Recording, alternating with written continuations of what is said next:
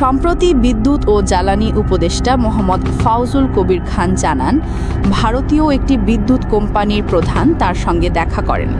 মোহাম্মদ ফাউজুল কবির বলেন, দীর্ঘদিনের পাওনা বকেয়া পরিশোধ করায় কৃতজ্ঞতা জানাতে এসেছেন। ফেরার সময় বলেন, সামান্য উপহার নিয়ে এসেছি। উপহারটি খুলে দেখি একটি আইপ্যাড। তিনি জানান, লোভ হলেও আইপ্যাডটি তিনি ফিরিয়ে দিয়েছেন।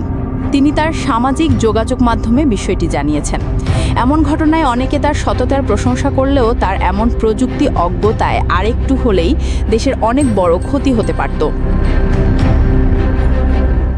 শত্রু দেশের কাছ থেকে ইলেকট্রনিক ডিভাইস গ্রহণ বিষয়টি খুবই ভয়াবহ। যদিও তিনি আইপ্যাডটি নেননি, তবুও এই ঘটনায় বাংলাদেশের জাতীয় নিরাপত্তার বিষয়ে উদ্বিগ্ন বিশ্লেষকরা। বিশ্বের সচেতন দেশগুলোতে উচ্চ পর্যায়ের নীতি নির্ধারকরা সাধারণত নতুন ডিভাইস ব্যবহার করেন না এবং সাইবার সিকিউরিটি টিমের অনুমোদন ছাড়া অফিসে আনেন না। আইটি বিশ্লেষকরা বলছেন, বিশেষভাবে প্রস্তুত করা ডিভাইসে স্পাইওয়্যার, ম্যালওয়্যার বা ব্যাকডোর আগে থেকে ইনস্টল করা থাকতে পারে।